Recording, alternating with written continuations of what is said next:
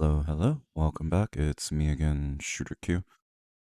This is my second playthrough of your game, and with that comes, hey, I understand the game more. I've read more in the Discord. I've read more patch notes. Seems to be Alpha Build 37, but I'm sure you'll be able to tell your own builds. Just trying to note. And also with the second playthrough comes, hey, since I understand more, I actually read more things, but we'll go through that as we're recording. My biases hold the same. This is actually February 3rd, so I'm supposed to be live streaming the game today, and I was trying to get this done. Sorry for the time delay. Had a lot of work to do myself for school, but hey, hope I can comment on this and offer shoot whatever input I can. Now, if you're looking for any glaring issues or glitches, I did not come into any today, except for a few small problems, so you can go ahead and skip this if that's your case. But if you just want the general feedback and see, how someone else experienced the game, then hey, that's what this is here for. And I think in this video, I just did all the skirmish missions since the last one I did all the training. So let's get started. Trying to think about what I noticed coming in here. I wanted to test a lot of your links and make sure everything is working, so you just see me playing around with the mouse, seeing what is available per the alpha. And I'm not sure what's going to be available for the demo, but hey, this is a good refresher for me. And this was just me checking those tutorials that I've done previously and noticing, like, okay, there's some stuff marked for the full game. And I think with this, I wanted to play around and see, like, okay, what are the different modes? And they're pretty much well explained, and then the video visual that goes along with those text explanations, I think that does just fine. I also noticed that for whatever reason I dropped into here without a loading screen. I guess the loading screens only come up when we're finished with missions and things have to get saved or reloaded. Wasn't really sure. Also just taking away some of the software here because I realized I didn't need it and I didn't want it to cover up all of your UI that you put together, especially when it comes to the mission names. This is just me planning and trying to see like how I would execute this. And the first thing I noticed here was I was going through the weapons and I saw that, oh, the character models have been updated, and to be honest with you, I don't remember what the original models look like. I'd have to go back to the other video. But hey, the modern plate carriers almost looks like a Cry GPC or something along that line. Makes these guys stand out a little bit more. Never hurts. Looks especially good in this kind of low poly style. I wouldn't call this low poly. They definitely have some degree of detail, but it's like detail where it matters, kind of blocky enough to get like the detail and point across. They look good. Little fast mag there up front, doesn't change with the weapons from what I've seen. It looks like the characters all have a different degree. I don't know if you have set characters or if you're randomly doing that, but I'm noticing like the NPGs and the helmets, what's on their armor, double stack mags, single stack mags. Little bit different, so that's kind of cool. Having people that don't all look the same is definitely taking advantage of this graphical style.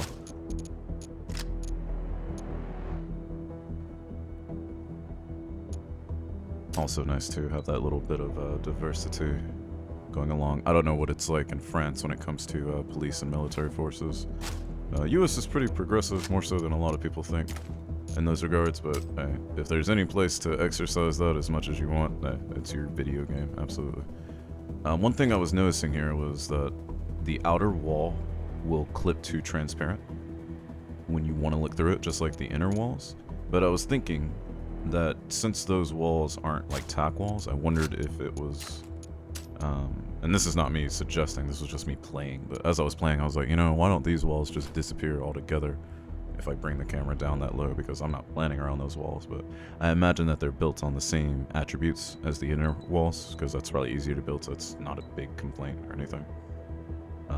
So moving around here, I think I'm just planning to take down this place the way I would want to, and I'm trying to make good use of the sync commands to get these guys moving at a time, and I've definitely come up into understanding how the timeline works a little bit better. The one thing I was a little confused about, but again, I read up a little bit on it, and I watched some more of the videos, read some more of the Discord, was, okay, if I select these guys to look at certain times, it'll automatically paste them out to where everyone's supposed to be, so just understanding how that timeline feature comes up. It was definitely just a matter of the learning curve, even if you have a player that is not reading anything, which is, sometimes that's me.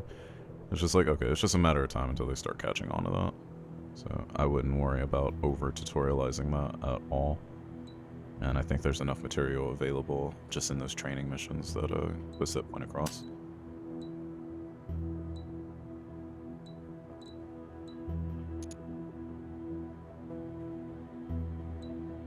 Also, I know there's a slight highlight when it shows you which character you're selecting, but I did still have a slight bit of trouble determining which character I was selecting all the time. And it is good that they have the color codes and you see the cone for all of them. But the problem with that is that if you're trying to see all your coverages, I'm not sure if there was a way to, at any given time, look at where everyone is looking, not just the character I have selected, so that you kind of see which view zones you have. It seems like you have to switch between characters to do that. That's not necessarily a bad thing, it's just like I was a little confused about how it worked. And if you have to switch between your characters and plan them all out that way to see like who's looking where at any given time, that's fine too. But definitely when it comes to how do you segregate the known and unknown territory, we see like the green cone of vision overlaps a lot of the red like diagonal unknown lines, but that makes me wonder if it's better to have, I guess you do have it where a lot of those lines are disappearing afterwards. I don't think they come back, but it doesn't necessarily mean that, yeah, as they've been discovered, like it kind of shows where something has been traversed, but it doesn't show like where my blue guy is looking right now while I'm planning with my peak one, and I think that would be a little helpful. Again, great flash effect. I don't think that changed. There were a few patch updates between my playthroughs, and I know that there were some after, but I don't think anything affected too much of what I've run into here.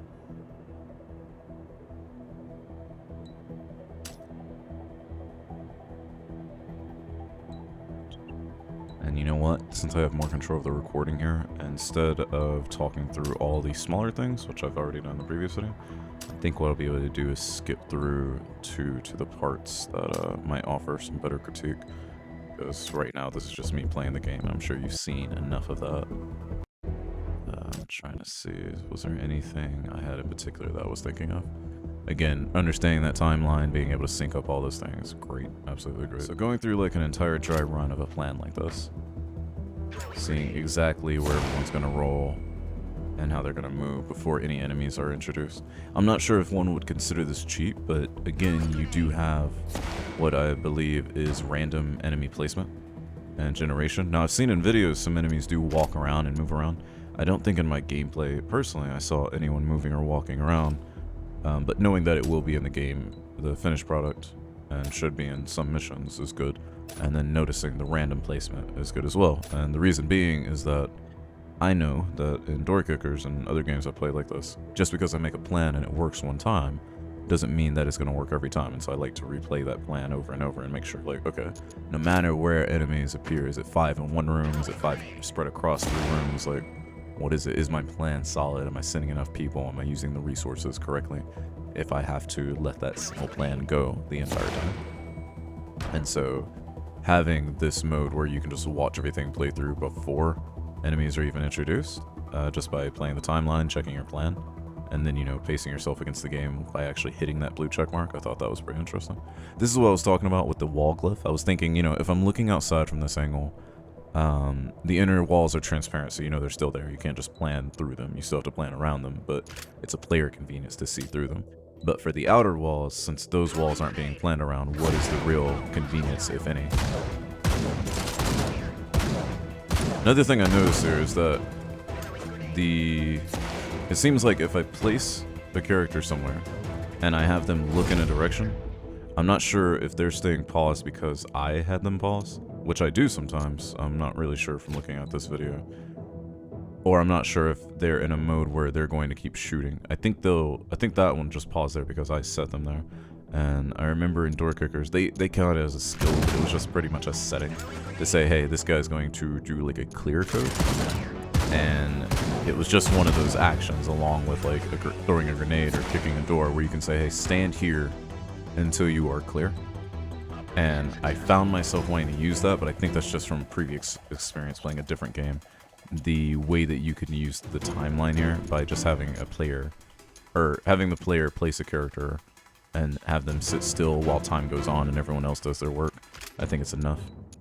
Oh, something I noticed here was that if I replay the mission like I did, I just kind of have to wait until it's over. I wasn't sure how to get out of this, and there was the exit mission button, but I was looking more for a go to next mission button at that point. So the transition from finishing, not just finishing a level, but finishing a level, then going to a replay, I wasn't sure if I had accomplished that level yet. I wasn't sure if it was like, oh, I didn't save it, so maybe it's not there. I feel like the communique there is a little bit different versus if you just finish a mission and you go to the next mission, you hit replay, everyone just kind of sits around, there's no mission complete when you're done, and you have to exit back to the beginning. So that's just a bit of like the experiential loop. I'm sure that'll be cleaned up pretty easily. So just a little bit of like getting in your player's head and thinking, okay, they just finished this, where do they want to go next? No, they don't want to exit, they just want to continue.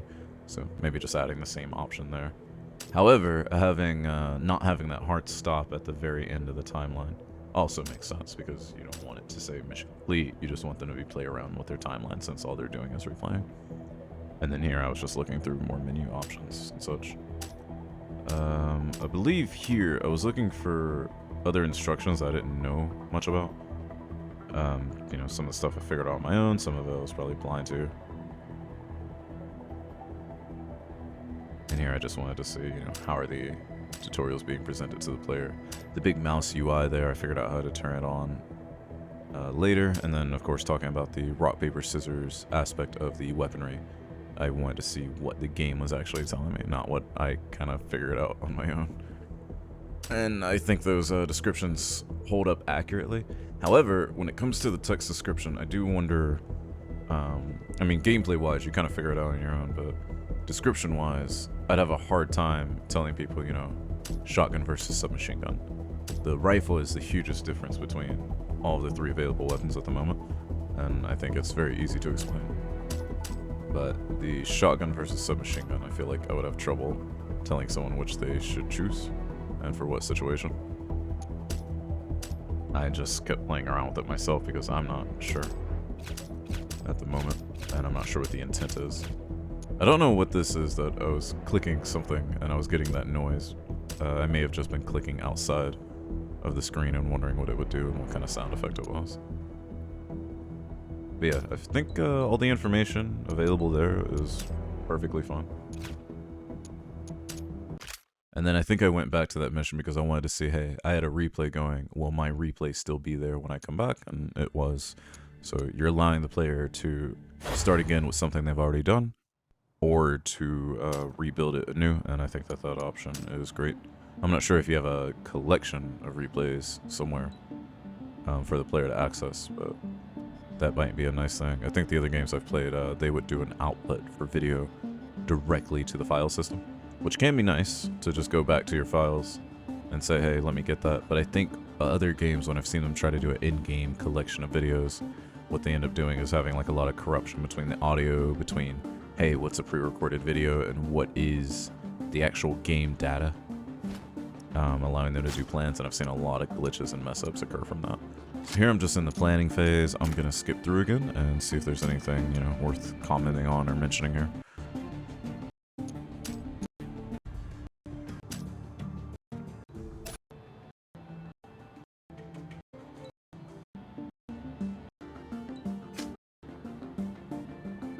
And again, this is all just me planning, nothing super important.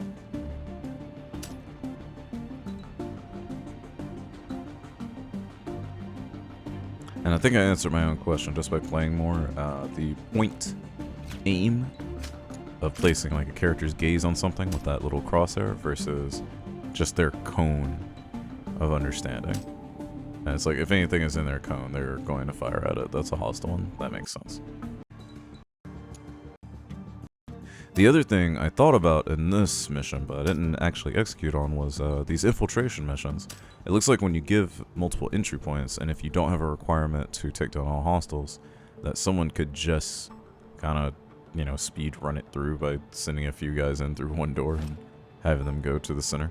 And while that is technically, you know, quote-unquote beating the level, I think with this type of game, and the type of people that are going to play it, that no one's going to be concerned with, oh, how do I cheese this the best way? This isn't exactly like a Super Mario 3 speedrun or Final Fantasy speedrun. So even though that is kind of loose, and some of those objectives can be accomplished without trying to do much of anything professionally or tactically, I don't think you're going to have a problem with this game's audience, because this game's the audience for a game like this is going to want to accomplish those things in that manner. So I wouldn't even be concerned with some of these objectives being a little bit looser and harder to keep the player from just, you know, go right out the door and go to this place, or go right in the door and just go to this place, and don't worry about, you know, taking fire on the way there or how many people you have. Don't even think about it. And I just don't think it's going to be a problem for people who love this style of gameplay like myself.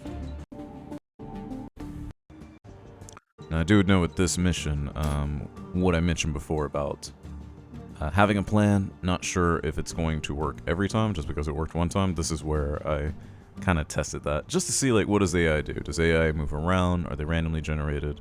Position-wise, I knew they were in model-wise. I didn't know if positions changed. And, again, I didn't see them walking, but I'm assuming that's in a full game mission, since I've seen videos of it.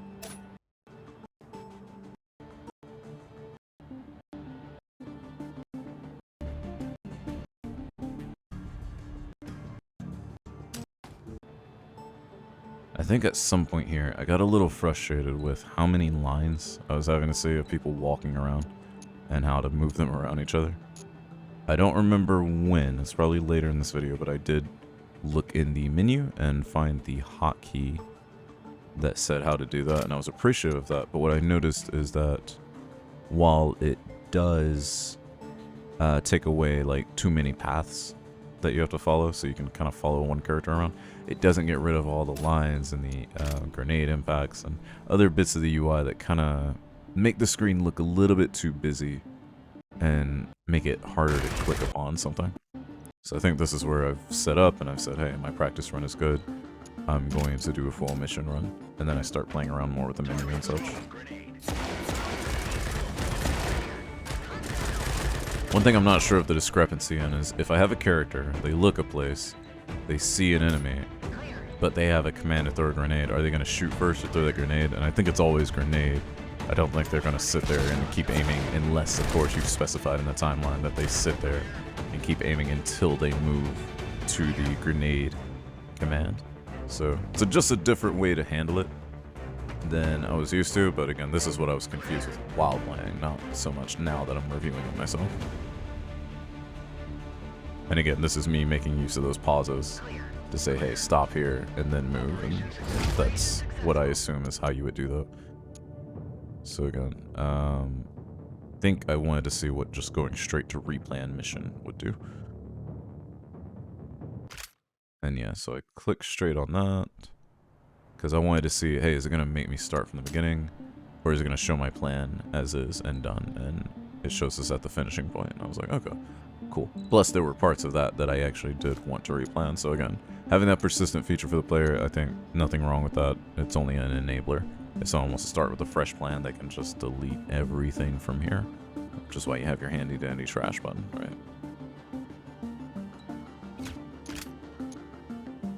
There is that halt button, is there? There's a hand button, and I don't think I paid attention to it while playing. I'm sorry, that must be frustrating. And that probably does something as far as clear checks or just halts, and I just didn't even think about it.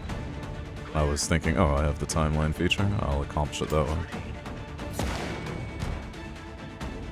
And again, different enemy placement from the last time that I ran this mission, which is what I was really looking for. I think that's a great choice. Don't know if it changes in numbers as well, though. But again, great choice.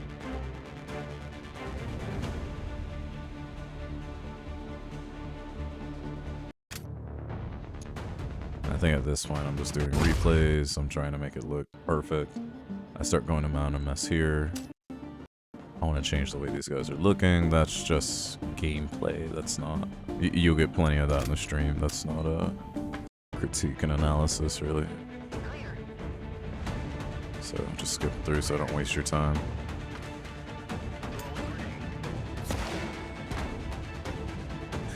Okay, and what I'm seeing is the diagonal lines of the carpeting and the floor, they don't necessarily disappear after they've been looked through. They're only, they only disappear while they're actively being looked at. And I guess that places it on the player to memorize what they have or haven't seen previously. Or what their characters have or haven't cleared or seen. Rather than kind of showing that visually on screen. So maybe that would be a different version, an easier mode or something, where those little diagonal red lines just disappear altogether. I think here, oh, this right here. Scrolling on the menu does not stop scrolling from zooming in and out of the game. It's not exactly bad, it doesn't break anything, but it does feel a little sloppy when I'm trying to scroll, just, you know, just scrolling up and down to see my menu options, and the game is zooming in and out. I don't think that did anything else when it comes to clicks, since there's not really much you can click on when your mouse is that far outside, but that was something I noticed. I was like, man, this is a little... That could, you know, maybe mouse over the menu disables the zoom in and zoom out. So just that multi-key dependency. They don't exactly isolate each other yet, but I'm sure that's an easy switch to flip. Easy Boolean code or something.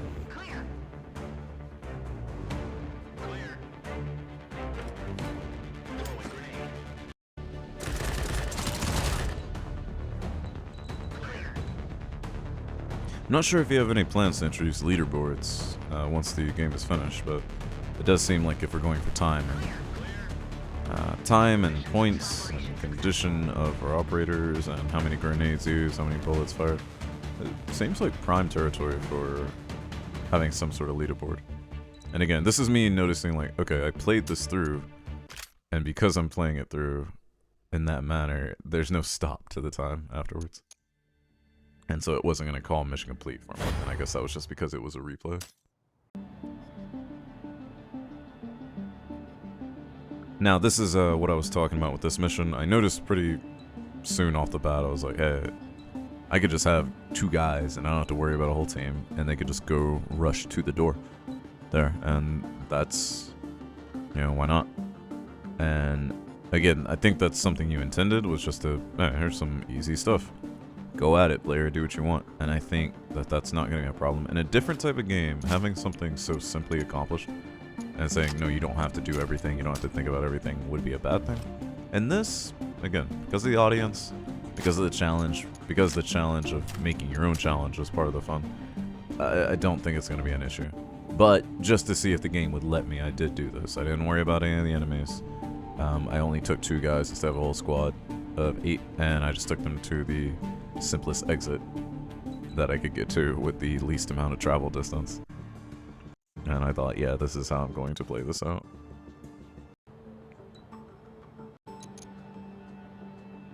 The other thing I didn't check to see, but I'm interested in now, is it possible to friendly fire people? Or will your, you know, quote-unquote good guys, will they just not fire through one another if that option presents themselves? Or will they accidentally shoot one another with one of the shotguns when they're just trying to fire around them? I haven't checked that. I'll have to remember that next time or during the live stream. I'm just going to skip through this. It's pretty smooth sailing for the planning phase of this, which is the 3rd skirmish, I believe. Again, taking advantage of the time. The frozen time button, I believe Alt or Control, one of those.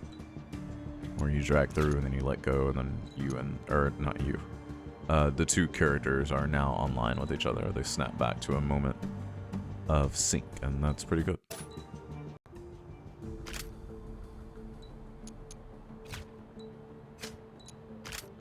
And then here I was setting up some Hollywood shot. I know it seems kind of silly, but there was something I wanted to see. I'll get to that once we execute this, and I have them do their little bad boys, their little bad boys pose.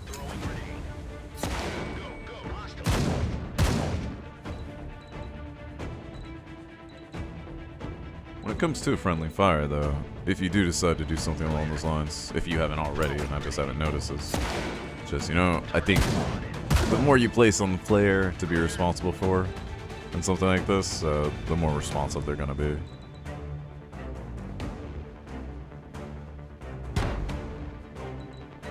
So I went in my little bad boys moment pose, and I even looked at him, and I tried to zoom, and I thought, oh, I'll get a nice little screenshot so I can throw it up on Steam or whatsoever. And I was thinking, okay, how do I actually make that look good? So I went back to the replay, and I noticed, like, okay, the light from the objective is blocking them a bit, but there's not much I can do about that. The other thing I thought was, wow, there are all these lines, like, everywhere. And while that's necessary to play the game, it doesn't exactly, if you're going for glory shots like this, it doesn't exactly look good to have all this stuff strewn about.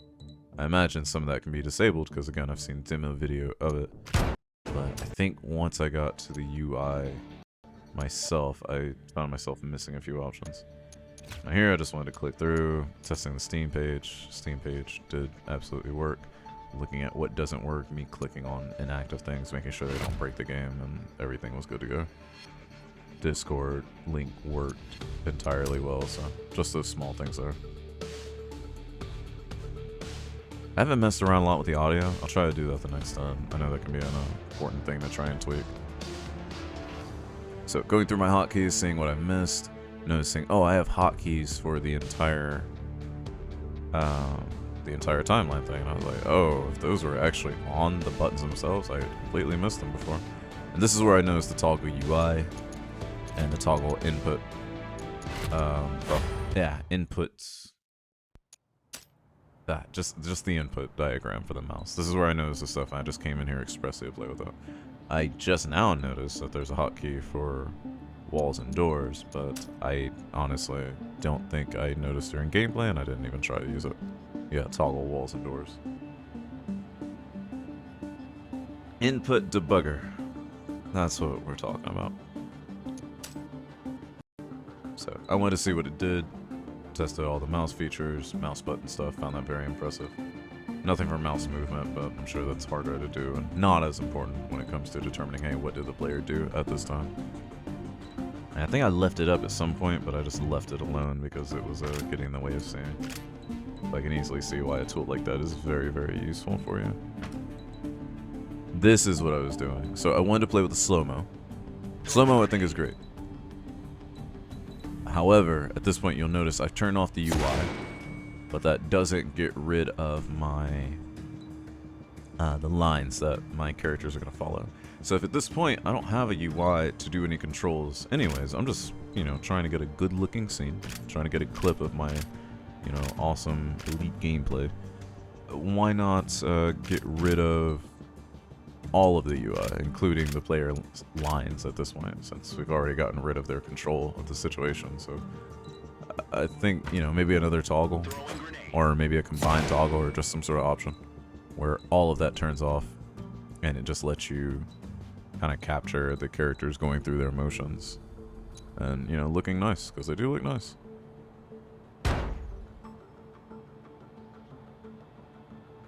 And, you know, that would also get rid of that green light there, which would let me get my little glory shot. But that was just one example of me thinking, huh, I wonder if we change this, if it would... Sorry, I wonder if this was changed, if it would, just give people, like, a cleaner way to just play a replay, and a replay only. So at this point, with the UI off, what I was trying to do here was see how do I play with just my mouse, how do I press, I believe, in for the slow motion, and how well that works. And I noticed that if I turn the UI off, and I can pause and I can play with the UI off. But with the UI off, I don't think I could enter slow motion. I had to start slow motion with the UI on, then turn the UI off. Then I could pause and play from there, but I couldn't return back to full speed without turning the UI back on, even when tapping in. I might have that backwards, but I do think that that was my experience. So the UI is off like this, and I'm pressing in the key, but it's not letting me slow down or speed back up. I have to execute that with the UI open, and then let it play with the UI off. So it's like, you know, are we doing, is the turning the UI off just an aesthetic choice, or is it a choice to let the player, you know, have all this stuff kind of out of the way to make things look better? And if it is the latter, I think it should include more and have those controls, that little issue worked out. That way it allows the player to just do their little Hollywood thing after they've already done the perfect plan and notice that everything was working. Not sure what else I've done here. Yeah, I think I came back here to test the same thing, so I don't have to re-explain it, but I just wanted to see how well the slow motion works. Oh, the other thing I appreciate with the slow motion, one thing that's really well is the voice lines are not super slowed down, like a lot of games that kind of cheaply do, you know, slow down the frame time with sounds the same way you slow down the frame time with movement.